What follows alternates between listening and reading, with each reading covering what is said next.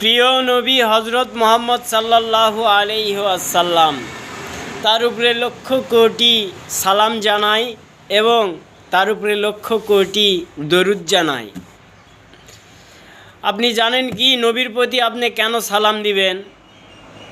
মহান আল্লাহ সুবহানাহু ওয়া তাআলা বলেছেন, ইন্নাল্লাহা ওয়া মালাইকাতুহু সাল্লু আলান নবী ইয়া আইয়ুহাল্লাযীনা আমানু সাল্লু আলাইহি ওয়া সাল্লিমু তাসলিমা, যেটা আমরা প্রত্যেক সপ্তাহে জুম্মার নামাজের আগে খুতবায় শুনি।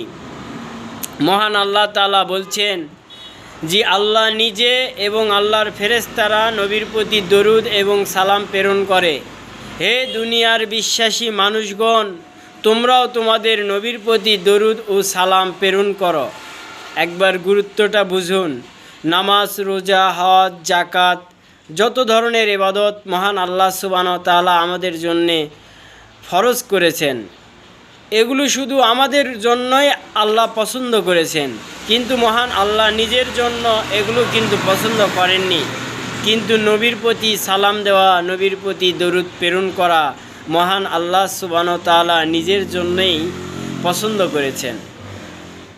এটা অনেক দামি একটি আমল, দামি একটি কাজ। যেহেতু এটা মহান আল্লাহ সুবহানাহু ওয়া তাআলা নিজেই করেন, তাহলে আসুন মহান আল্লাহর সেই মহান রসুল সাল্লাল্লাহু আলাইহি ওয়াসাল্লামের প্রতি আমরা লক্ষ কোটিবার বা অগণিত সালাম এবং দরুদ প্রেরণ করি। মহান আল্লাহ সুবহানাহু ওয়া তাআলা প্রিয় নবী হজরত মুহাম্মদ সাল্লাল্লাহু আলাইহি ওয়াসাল্লামকে উচ্চ মাকাম এবং উচ্চ সম্মানিত করুন। আমিন। আসসালামু আলাইকুম।